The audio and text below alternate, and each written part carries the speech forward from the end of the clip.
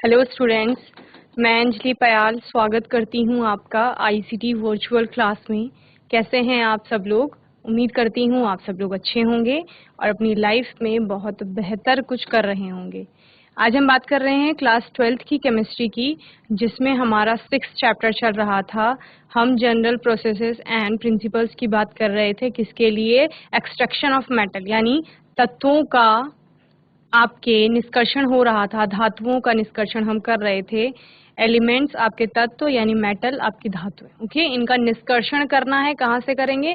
जो भी आपके खनिज हैं, खनिजों में आपने अयस्क ढूंढे, उन अयस्कों से हम इनका निष्कर्षण कर रहे थे। अलग अलग प्रक्रम हमने पढ़े थे और लास्ट सेशन में जितना अभी तक पढ़ लिया था उसके क्वेश्चन आंसर्स हमने देखे थे। आज के सेशन में हम बात करेंगे कुछ नए टॉपिक्स की। आइए चलते हैं स्मार्ट बोर्ड की तरफ। आज के सेशन में बात करते हैं धातु कर्म का वैद्युत रसायन सिद्धांत या इलेक्ट्रोकेमिकल प्रिंसिपल्स ऑफ मेटलर्जी। ठीक है, इससे पहले आपने क्या पढ़ा था? थर्मोडायनामिक प्रिंसिपल पढ़ा था। Okay,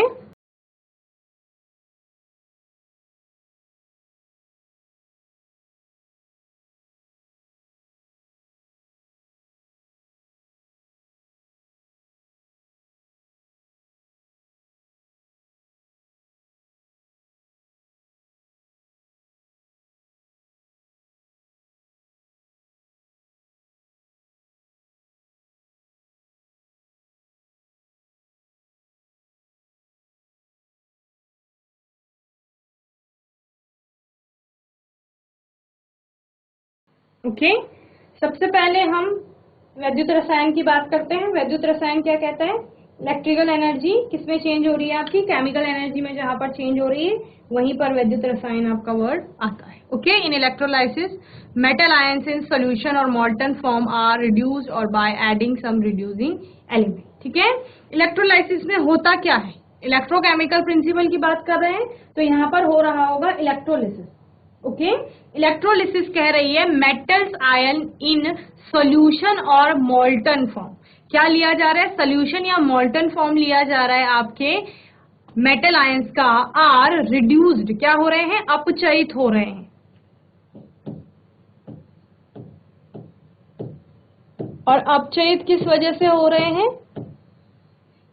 bye adding some reducing element, कोई ऐसा तत्व उसमें डाला जा रहा है जो क्या होगा? अपचायक होगा।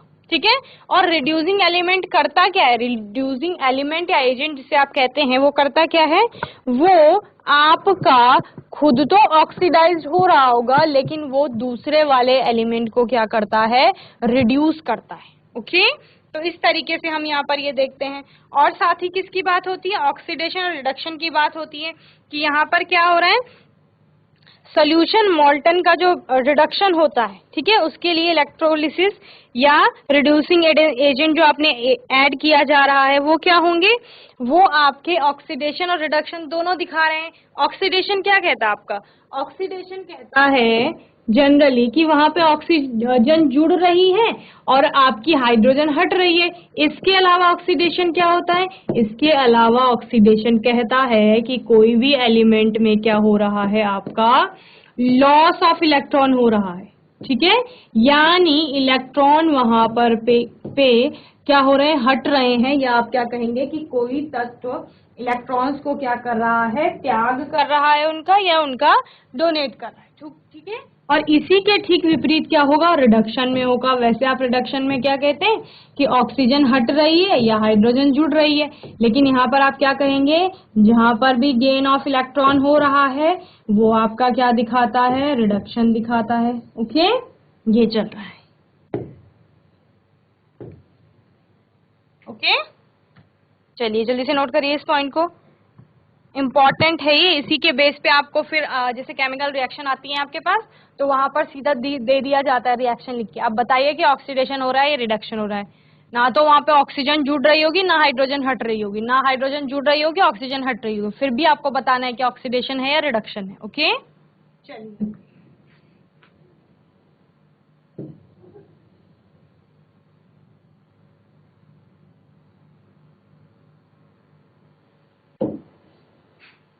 इसके लिए हेयर एक इक्वेशन दी गई है।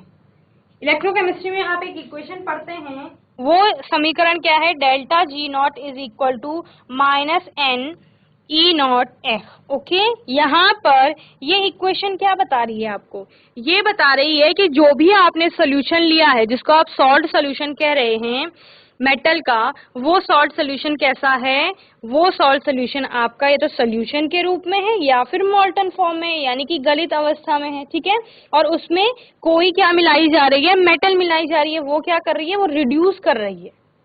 किसको रिड्यूस कर रही है, आपने कहा हमारे पास क्या है, हमारे पास है एक मेटल का सॉल्ट सोल्यूशन। ठीक है, ये सॉल्ट सोल्यूशन से ही समझ में आ रहा है कि सोल्यूशन है, लेकिन इसको हम और क्या लिख सकते हैं कि मोल्टन फॉर्म में ये सोल्यूशन। ठीक है, यानी गलत अवस्था में है। इसमें क्या ऐड किया जाएगा, इसमें एक मेटल ऐड की जाएगी जो क्या है, एक रिड्यूसिंग एलिमेंट है। ओके, तो इस रिड्यूसिंग एलिमेंट आर ई, मैं इसे लिख लेती हूं, ये आर ई क्या हो रही होगी, स्वयं तो ये ऑक्सीडाइज्ड हो रही है। ओके, लेकिन ये इस मेटल को क्या करेगी, जो ये मेटल का सॉल्ट सोल्यूशन है, यहां से मेटल को रिड्यूस करेगी। ओके, दो तीन चीजें क्लियर है। तो यहाँ पर इसके लिए ये रिएक्शन आई है। यहाँ पर क्या कहते हैं कि जब इलेक्ट्रोलिसिस में क्या होता है, आपका दो आपकी इलेक्ट्रोड्स होती हैं, दो इलेक्ट्रोड होती हैं, एक आपकी क्या होती है, एनोड होती है, और दूसरी क्या होती है आपकी, कैथोड होती है। इस एनोड पे क्या हो रहा होता है, एनोड पर आपका होता है ऑक्सीडेशन। ओके, और वहीं पर कैथोड पर क्या होता है, आपका रिडक्शन होता है। यहाँ पर ऑक्सीडेशन वाली रिएक्शन चल रही होती है। ऑक्सीडेशन क्या कह रहा है, आपका लॉस ऑफ इलेक्ट्रॉन हो रहा है, इलेक्ट्रॉन त्यागे जा रहे हैं। और कैथोड पर आपका क्या होता है, कैथोड पर आपका होता है रिडक्शन। ठीक है, रिडक्शन क्या कहता है, गेन ऑफ इलेक्ट्रॉन हो रहा है। तो ये दोनों चीजें चल रही होती हैं। ये दोनों चीजें एक साथ जब चलेंगी तब उसको क्या कहा जाता है, रेडॉक्स कपल कहा जाता है, यानी रेडॉक्स युग्म। रेडॉक्स समझते हैं, रेडॉक्स रिएक्शन कहती है कि ऑक्सीडेशन और रिडक्शन एक साथ चल रहा है। उन प्रकार की किसी भी अभिक्रिया में अगर रिडक्शन भी हो रहा है, ऑक्सीडेशन भी हो रहा है, तो उस अभिक्रिया को क्या कहा जाता है, रेडॉक्स अभिक्रिया कहा जाता है। ओके, तो इस प्रकार यहाँ पर रेडॉक्स कपल एक बन रहा है, और इसी रेडॉक्स कपल का क्या होता है, आपका जो ये ई नॉट यहाँ पर मिल रहा है इस अभिक्रिया में, ये ई नॉट क्या है, standard EMF of the cell, और वो सेल क्या है, रेडॉक्स कपल है। ठीक है, तो इन्हीं दोनों के बीच में क्या होगा, आपका स्टैंडर्ड इलेक्ट्रोड पोटेंशियल जो आपका होगा, EMF इलेक्ट्रोड पोटेंशियल बताता है आपको। ठीक है, वो है इन दोनों के बीच का। ठीक है, यानी इन दोनों का कंबाइन में जब एक साथ क्या देखा जाएगा, स्टैंडर्ड इलेक्ट्रोड पोटेंशियल देखा जाएगा, तो वही क्या है, ई नॉट की वैल्यू है। ओके, उसके बाद एफ क्या है आपका, Faraday is equal to 96,500 coulomb. Okay, चलिए नोट करिए इतना जल्दी से।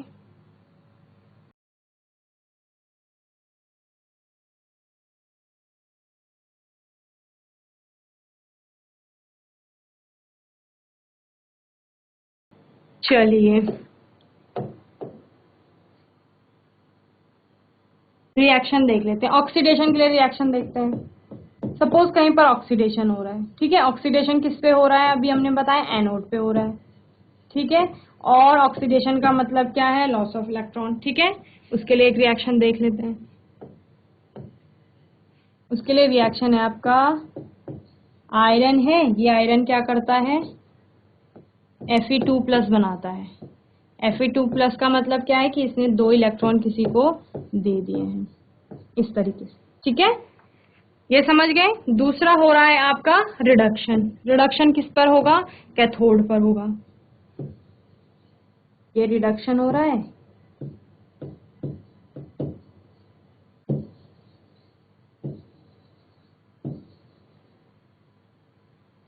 रिडक्शन क्या बता रहे हैं, गेन ऑफ इलेक्ट्रॉन, ठीक है।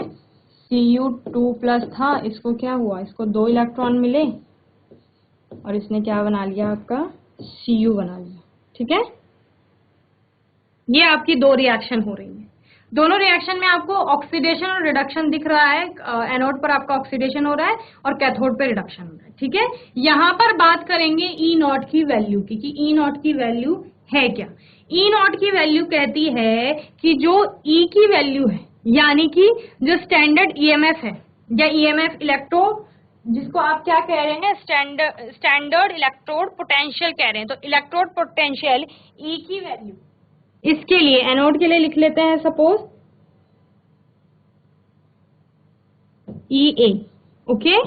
EA की वैल्यू इस रिएक्शन के लिए, आयरन के लिए जो हो रही है, एनोड पे जो रिएक्शन हो रही है उसके लिए EA is equal to -0.44 volt, okay, इतना है। और वहीं पर दूसरी रिएक्शन जो कैथोड पर हो रही है उसके लिए उसको हम EC लिख लेते हैं। इस EC की वैल्यू है is equal to +0.34 volt, okay. अलग अलग हमने इनका इलेक्ट्रोड पोटेंशियल देख लिया है, एनोड का अलग और कैथोड का अलग, ओके। अब हमें क्या निकालना है, हमें E0 निकालना है। E0 कहता है कि आप EC में से EA को माइनस कर लीजिए, आपको क्या मिल जाएगा, E0 मिल जाएगा, ओके। क्या कहा मैंने, E0 is equal to EC minus EA। यहां पर एक चीज समझ में आती है कि जो आपका क्या है, स्टैंडर्ड इलेक्ट्रोड पोटेंशियल होता है, ठीक है, वो कैसे होगा, जो ज्यादा रिएक्टिव मेटल होती है उसका जो इलेक्ट्रोड पोटेंशियल होता है वो ज्यादा निगेटिव होता है। क्या बोला मैंने, मोर रिएक्टिव या जो ज्यादा रिएक्टिव आपकी धातुएं होती हैं उनके लिए इलेक्ट्रोड पोटेंशियल की वैल्यू ज्यादा होती है, लेकिन किसमें, निगेटिव में होती है। और जितनी ज्यादा निगेटिव होगी उसका रिडक्शन उतना ही ज्यादा डिफिकल्ट हो जाता है, ठीक है। तो इन दोनों में ज्यादा निगेटिव कौन सी है, Fe है, तो उसका रिडक्शन ज्यादा क्या हो जाएगा, डिफिकल्ट हो जाएगा, उसका रिडक्शन नहीं हो पाएगा, लेकिन उसका ऑक्सीडेशन तो इजीली हो जाएगा। समझ रहे हैं, जिसका रिडक्शन नहीं हो पाएगा उसका इजीली ऑक्सीडेशन हो जाएगा, और जिसका खुद का रिडक्शन नहीं हो पाएगा वो दूसरे का रिडक्शन इजीली कर लेगी। इससे क्या समझ में आता है, इससे समझ में आता है कि Fe क्या होगा, एक अच्छा रिड्यूसिंग एजेंट होगा। क्या कहा मैंने, दोबारा सुनिए, कि आपका जो ज्यादा रिएक्टिव धातुएं होती हैं उनका जो इलेक्ट्रोड पोटेंशियल की वैल्यू आती है वो ज्यादा निगेटिव आती है, ठीक है। और जिसकी E की वैल्यू ज्यादा निगेटिव होगी वो क्या करेगा, उसका रिडक्शन उतना ही डिफिकल्ट हो जाएगा। जिसका रिडक्शन डिफिकल्ट होगा इसका मतलब उसका ऑक्सीडेशन अच्छे से हो जाएगा स्वयं का, लेकिन स्वयं का ऑक्सीडेशन होने का मतलब है कि वो दूसरे को रिड्यूस कर सकती है, ठीक है। यहाँ पर रेडॉक्स रिएक्शन में हम यही तो देखते हैं कि जिस धातु को डाला जाता है वो दूसरे को तो रिड्यूस करता है, लेकिन स्वयं क्या हो रही होती है, ऑक्सीडाइज हो रही होती है, ठीक है। यानी स्वयं वो ऑक्सीजन के साथ जुड़ रही होती है, या फिर क्या कर रही होगी, ऑक्सीडेशन होने का मतलब 2 इलेक्ट्रॉन किसी को दे रही होगी, और वहां पर पे क्या करके 2 इलेक्ट्रॉन किसी को दे करके, और जिसको वो 2 इलेक्ट्रॉन दे रही है यानी वो क्या हो रहा है, वहां पर रिड्यूस हो रहा है, रिड्यूस कर रही है वो दूसरे को, और स्वयं में क्या हो रही है, ऑक्सीडाइज हो रही है। क्लियर है। तो यहाँ पर हमने कहा आयरन की वैल्यू क्या है, माइनस में आ रही है, ठीक है। आयरन के लिए जो हम रिएक्शन देख रहे हैं एनोड पे, उसकी वैल्यू माइनस में आ रही है, इसका मतलब उसका क्या हो रहा है, ऑक्सीडेशन हो रहा है। आयरन का जब ऑक्सीडेशन हो रहा है स्वयं में, तो इसका मतलब वो दूसरे को क्या कर सकती है, रिड्यूस कर सकती है, यानी वो उस धातु को निष्कर्षित कर सकती है। तो अभी हम बात कर रहे हैं E0 की वैल्यू की। तो E0 की वैल्यू आपकी कैसे आएगी, इस फॉर्मूले से आएगी। ये फॉर्मूला कह रहा है कि पहले आप EC की वैल्यू लिखिए जो कितनी है, इज इक्वल टू 0.34। ये EC की वैल्यू है पॉजिटिव में, ओके। और वहीं पर इससे माइनस करना है किसको, EA की वैल्यू को, और EA की वैल्यू किस में है, पहले से माइनस में है, -0.44। क्लियर है? तो माइनस, जब आप ब्रैकेट हटाएंगे तो माइनस माइनस का क्या हो जाएगा, आपका प्लस हो जाएगा। तो वैल्यू किस में आ जाएगी, 0.34 प्लस 0.44। ओके, क्लियर है? तो ये आपका आ गया प्लस में 0.78। ठीक है, ये किसकी वैल्यू है, ये ई नॉट की वैल्यू।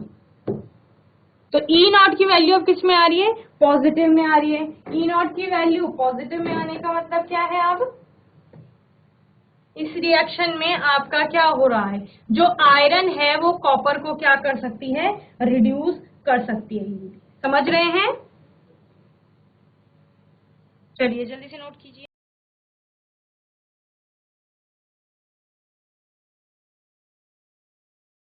जब आपका कॉपर जो हो रहा है वो रिड्यूस हो रहा है आयरन के कारण, तो इसका मतलब इससे एक और चीज समझ में आती है कि जब हम दो धातुओं की तुलना करते हैं तो उनमें जिसकी भी ई की वैल्यू कम होगी, ठीक है, दूसरे से जिसकी ई की वैल्यू कम होगी, वो कम वैल्यू वाला उस ज्यादा वैल्यू वाले को क्या कर लेगा, रिड्यूस कर लेगा। ठीक है, यानी इसकी अगर 0.34 होगी तो 0.34 से कम, 0.34 से कम कुछ भी हो सकता है, 0.33, 0.32, 0.2, 0.1 या फिर माइनस में कोई वैल्यू, तो वो सारे जिनकी ई की वैल्यू, ठीक है, ईएमएफ की वैल्यू क्या होगी, सीयू से कम होगी, वो सीयू को क्या कर लेंगे, रिड्यूस कर लेंगे। रिड्यूस समझ रहे हैं, अपचयित कर रहे हैं। ओके,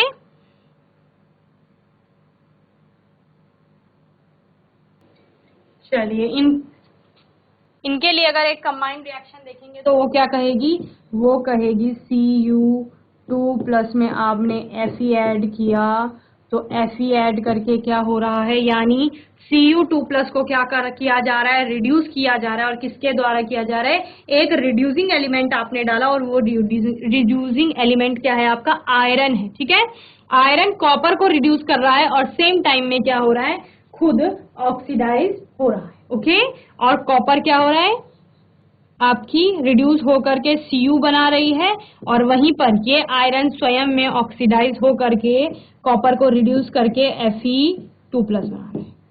ओके, चलिए नोट करिए।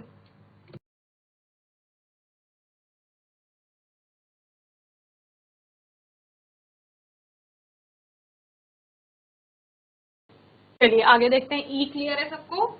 उसके बाद हमने एफ की बात कर ली थी। एफ आपका क्या था, फैराडे कांस्टेंट था, N96,500 केल्विन, उसका 500 कूलम उसका क्या है, वैल्यू है।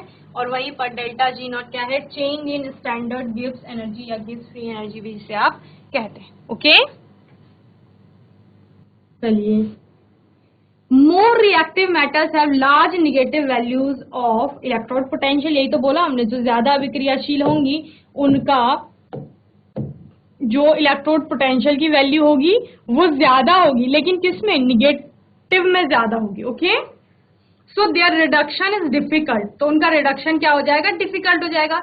If the difference of two E naught values correspond to a positive E naught and consequently negative delta G naught in the equation. क्या समझ में आता है, इससे ये समझ में आता है, जैसे इससे पहले आपने जो क्वेश्चन किया था जहां पर आपने कॉपर का और आयरन दोनों को एक साथ लेकर के चले और उनका ई नॉट का वैल्यू आपने कैलकुलेट किया, तो वहां पर आपने क्या कहा कि ई नॉट का वैल्यू प्लस में आ रहा है, ठीक है, पॉजिटिव आ रहा है। तो यहाँ क्या कह रहे हैं, यहाँ पर कह रहे हैं कि अगर इस ई नॉट का वैल्यू, हमारे पास क्या है, हमारे पास है delta G naught is equal to minus n F E not.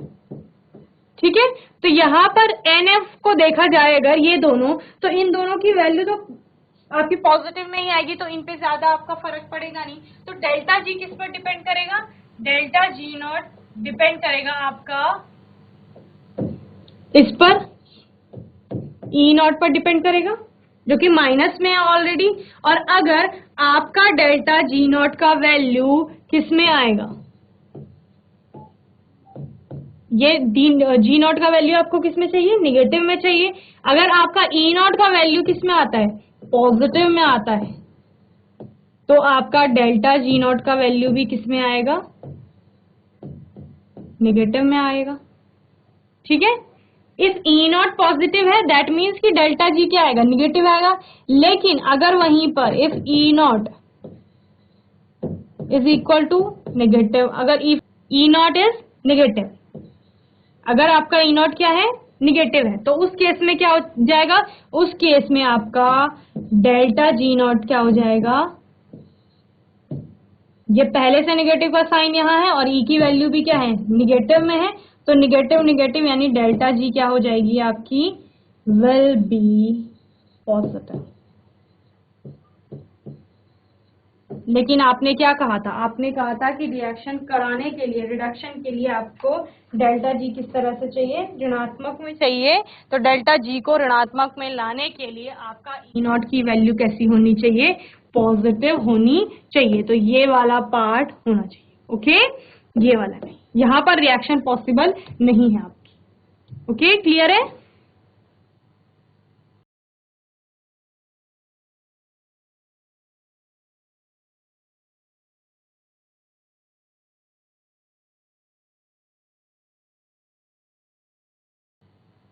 चलिए आगे देखिए। Then the less reactive metal will come out of the solution and more reactive metal will go into the solution. क्या कह रहे हैं कि जो कम अभिक्रियाशील धातु होगी वो सॉल्यूशन से क्या हो जाएगी, निकल जाएगी। क्यों? क्योंकि हमने बोला जो कम अभिक्रियाशील धातुएं हैं उनका डेल्टा जी का वैल्यू कैसा आता है, उनका ई का वैल्यू कैसा आता है, कम निगेटिव होगा, ठीक है। और साथ ही हमने क्या बोला, जो ज्यादा रिएक्टिव धातुएं होंगी उनका इलेक्ट्रोड पोटेंशियल या ई का वैल्यू क्या होगा, ज्यादा निगेटिव होगा। तो ई का वैल्यू कैसे चाहिए हमें, पॉजिटिव में चाहिए, ठीक है, किसके लिए, रिडक्शन के लिए। तो above than the less reactive metal, जो कम अभिक्रियाशील धातुएं हैं, will come out of the solution, वो सोल्यूशन से बाहर आ जाएंगी। एंड मोर रिएक्टिव, और जो ज्यादा अभिक्रियाशील धातुएं हैं, metal will go into the solution, वो कहाँ जाएंगी, आपकी अभिक्रिया में शील धातुएं विलयन में जाती है, ओके। तो दो ई नॉट का मानों में जो अंतर होता है वो धनात्मक ई नॉट के एवं परिमाणतः धनात्मक ई नॉट होना चाहिए, और परिणाम के रूप में आपने क्या देखा, ऋणात्मक डेल्टा जी आएगा कि संगत हो तो कम क्रियाशील। अगर ये सब होता है तो जो कम क्रियाशील धातुएं होंगी वो विलयन से बाहर चली जाएंगी और अधिक अभिक्रियाशील धातुएं आपकी क्या होंगी, वो सोल्यूशन में चली जाएंगी। जिस प्रकार आपने ये वाली रिएक्शन अभी देखी उस प्रकार, ठीक है। और इस प्रकार फिर क्या होता है, जब इलेक्ट्रोलिसिस होता है तो आपको पता है जो ऋणात्मक इलेक्ट्रोड है यानी कि कैथोड, उस पर आपके क्या जाते हैं, जो मेटल के पॉजिटिव आयन है वो जाते हैं, विसर्जित हो जाते हैं, वहां पर निक्षेपित हो जाते हैं, इकट्ठे हो जाते हैं। उसके बाद जो उत्पादित धातु की क्रियाशीलता को ध्यान में रखते हुए क्या किया जाता है, सावधानियां रखी जाती हैं और उन पदार्थों का के इलेक्ट्रोड का उपयोग किया जाता है, ओके।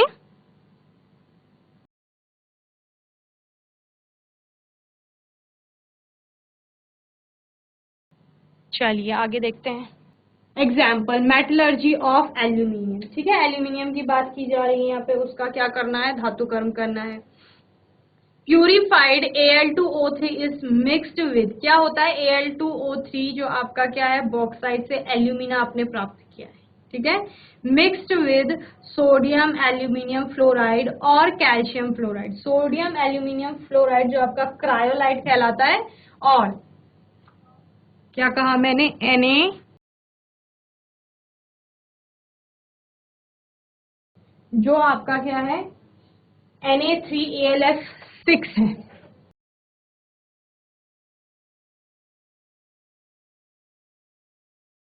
और दूसरा क्या है, CaF2 है। ये ऐड किया जाता है किसमें, प्योरिफाइड Al2O3, ओके। तो Na3AlF6, आपका सोडियम एल्यूमिनियम फ्लोराइड और कैल्शियम फ्लोराइड, ओके। तो सोडियम एल्यूमिनियम फ्लोराइड होता है आपका क्रायोलाइट और कैल्शियम फ्लोराइड होता है आपका फ्लोरस्पान, ओके। ये दोनों मिलाए जाते हैं एल्यूमिनियम में। क्यों मिलाए जाते हैं कि Al2O3 का जो मेल्टिंग पॉइंट होता है, इसका क्या होता है, मेल्टिंग पॉइंट, वो लगभग होता है 2200 डिग्री सेल्सियस, ठीक है, जो कि क्या है, बहुत ज्यादा टेम्परेचर है, 2200 डिग्री सेल्सियस बहुत ज्यादा टेम्परेचर है Al2O3 को पिघलाने के लिए। तो जब हमें इसको पिघलाना होगा तो पिघलाने से पहले हम क्या करेंगे, इसमें क्या मिला देंगे, या तो आपका क्रायोलाइट मिला देंगे या फिर फ्लोरस्पार मिला देंगे। क्यों मिला देंगे, क्योंकि हमें इसका मेल्टिंग पॉइंट क्या करना होता है, कम करना होता है। तो जब इसमें क्या किया जाता है, आपका Na3AlF6 मिलाया जाता है या CaF2 मिलाया जाता है, तो इसका जो टेम्परेचर होता है, मेल्टिंग पॉइंट आ जाता है, वो डिक्रीज कर जाता है 950 डिग्री सेल्सियस तक। ठीक है, तो अभी इसका मेल्टिंग पॉइंट हो जाता है 950 डिग्री सेल्सियस। तो इसीलिए, और दूसरा इसकी चालकता को बढ़ाने के लिए, चालकता यानी कंडक्टिविटी, ओके। इससे पहले जब 2200 डिग्री सेल्सियस पर था, अकेले था, तो इसकी कंडक्टिविटी कम होती है, ये लेस कंडक्ट मतलब अच्छा कंडक्टर नहीं होता है। ठीक है, और चालकता इसमें, या आप क्या कहेंगे कि कुचालक होता है। ठीक है, तो उस कुचालक को सुचालक बनाने के लिए या उसमें चालकता लाने के लिए आप क्या करते हैं, इसमें ये दोनों चीज में से कोई एक ऐड करेंगे, फिर सोल्यूशन कैसा हो जाता है, कंडक्टिव हो जाता है। ओके, चलिए फिर हमने क्या कहा, फिर हमने कहा कि इसमें जो क्या है मैट्रिक्स हैं वो क्या हो जाते हैं आपके, उनका इलेक्ट्रोलिसिस किया जाता है या वैद्युत अपघटन किया जाता है।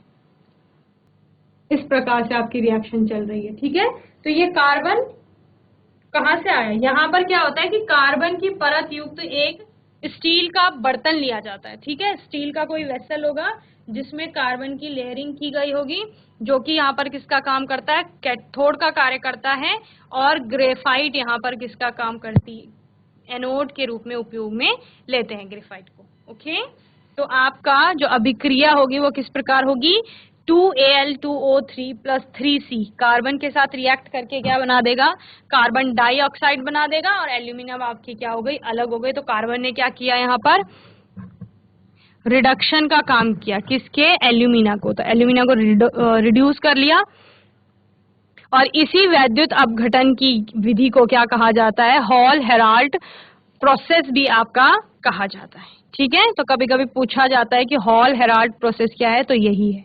तो जो आपका क्या था, मोल्टन लिक्विड था, उसका क्या हुआ, वैद्युत अपघटन हुआ। ठीक है, और किसके द्वारा, एक वैद्युत अपघटनी सेल में जो कार्बन इलेक्ट्रोड का प्रयोग करके किया गया। ठीक है, कार्बन इलेक्ट्रोड ली गई, उसके द्वारा इसका क्या हुआ, वैद्युत अपघटन हुआ। अब क्या हो गया, आप एनोड पर आपकी क्या एकत्र हो जाती है, ऑक्सीजन एकत्र हो जाती है, जो कार्बन से, वहां से कार्बन निकली, तो उस कार्बन से जुड़ करके कार्बन मोनोऑक्साइड और कार्बन डाइऑक्साइड बना लेती है। तो इस प्रकार जो एल्यूमिनियम के प्रत्येक किलोग्राम के उत्पादन के लिए कार्बन एनोड का लगभग 0.5 किलोग्राम कार्बन जल जाता है। ओके, चलिए नोट करिए जल्दी से। क्या कहा हमने, this process of electrolysis is widely known as Hall Heroult process.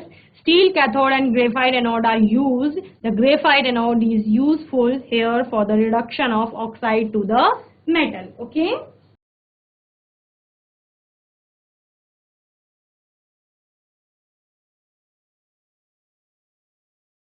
चलिए रिएक्शंस लिखिए, रिएक्शंस क्या क्या हो रही हैं। कैथोड पर आपका क्या हो रहा है, रिडक्शन हो रहा है। रिडक्शन किसका हो रहा है, एल्यूमिनियम का हो रहा है। Al3 प्लस 3 इलेक्ट्रॉन मिलकर के क्या बना रहे हैं, एल्यूमिनियम बना रहे हैं। ठीक है, रिडक्शन क्या कहता है, गेन ऑफ इलेक्ट्रॉन, यानी कि इलेक्ट्रॉन कहीं से वो ले रहा होगा। ठीक है, तो वो इलेक्ट्रॉन कहाँ से ले रहा है वो हम देखेंगे। एनोड पर आपका क्या हो रहा है, एनोड आपका कर रही है ऑक्सीडेशन। ऑक्सीडेशन मतलब या तो ऑक्सीजन जुड़ रही होगी, और दूसरा क्या हो रहा होगा, आपका लॉस ऑफ इलेक्ट्रॉन हो रहा होगा। ठीक है, तो यहाँ पर कार्बन ऑक्सीजन के 2 निगेटिव से जुड़ करके आपका क्या बना रही है, CO बना रही है, और साथ में 2 इलेक्ट्रॉन मुक्त कर रही है यहाँ पे। ठीक है, तो उसने जो 2 इलेक्ट्रॉन मुक्त करे वो कहाँ गए होंगे, जब एल्यूमिनियम को इलेक्ट्रॉन चाहिए थे। ठीक है, फिर C जो है वो भी यहाँ पर क्या करेगा, 2 ऑक्सीजन में 2 निगेटिव जो है इसके साथ जुड़ करके CO2 बनाएगा, और साथ में यहाँ पर भी आपके 4 इलेक्ट्रॉन क्या होंगे, मुक्त होंगे। ठीक है, चलिए तो इस प्रकार एनोड और कैथोड पर क्या हो रही हैं, अभिक्रियाएं हो रही।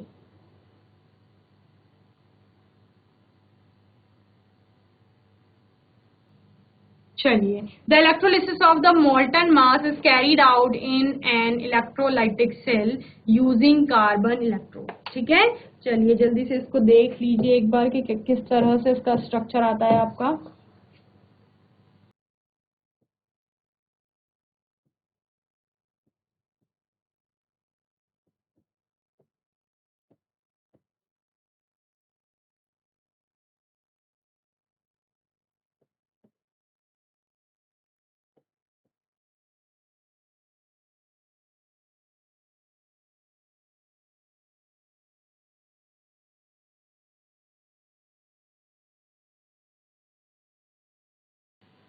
इस तरह से ये आपका पॉजिटिव हो गया और ये नेगेटिव हो गया। ठीक है, दो यहाँ पर आपका क्या है, मोल्टन Al2O3 और उसमें क्या डाला है आपने, क्रायोलाइट डाला है Na3AlF6, या फिर आप क्या डाल सकते हैं, कैल्शियम फ्लोराइड जिसे आपने कहा है। ठीक है, इस तरीके से आप एक क्या बनाते हैं, इलेक्ट्रोलिसिस के लिए सिस्टम बनाते हैं। ओके, तो यहाँ पर क्या है, ये आपका है कार्बन की परत युक्त स्टील का पात्र। ओके,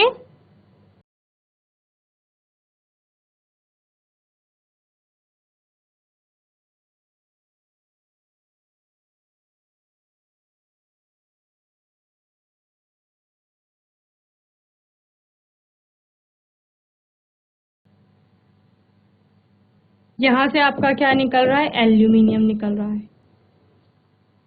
और क्या है, ये आपकी ग्रेफाइट एनोड है। ठीक है, ये पॉजिटिवली चार्ज बनाया गया है ना इसको, और ये क्या है, ये आपकी कैथोड हो जाएगी फिर। ओके, जो कि कैसी है, नेगेटिवली चार्ज।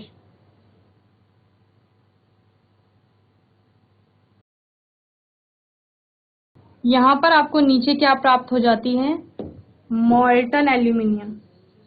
ओके, तो इस प्रकार से ये आपका क्या होता है, हॉल हेराल्ड प्रक्रम का जब आप क्या बनाते हैं, स्ट्रक्चर बनाते हैं तो ऐसे ही बनता है। ठीक है, आपका एक कैथोड है और साथ में क्या है, एक एनोड है।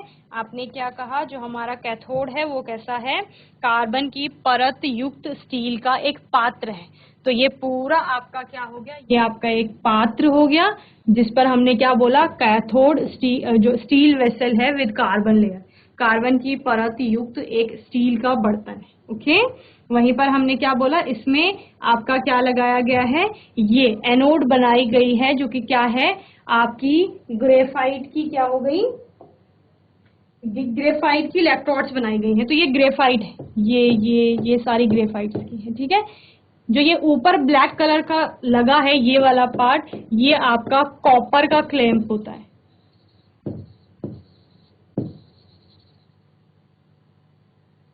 ठीक है, तो आपका एनोड कैथोड क्लियर हो गया, और उसके बाद यहाँ ऊपर साथ में क्या है इसके, जहां पर हमने मोल्टन Al2O3 लिखा है, तो ये एक सोल्यूशन है जिसमें कि आपका क्या है, इसमें यहाँ पर सोल्यूशन है पूरा।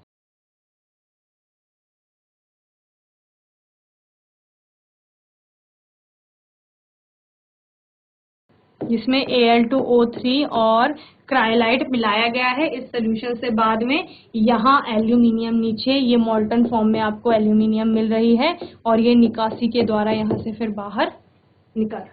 ओके, तो होपफुली इतना आज आपको समझ में आ गया होगा इस सेशन में।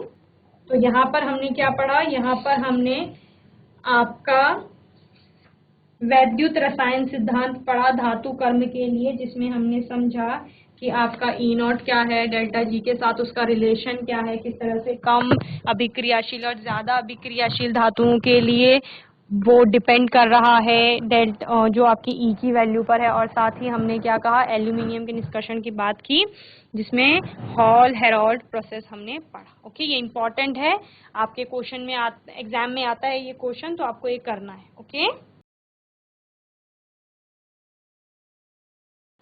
तो बच्चों होपफुली आज का सेशन आपको अच्छे से समझ में आया होगा।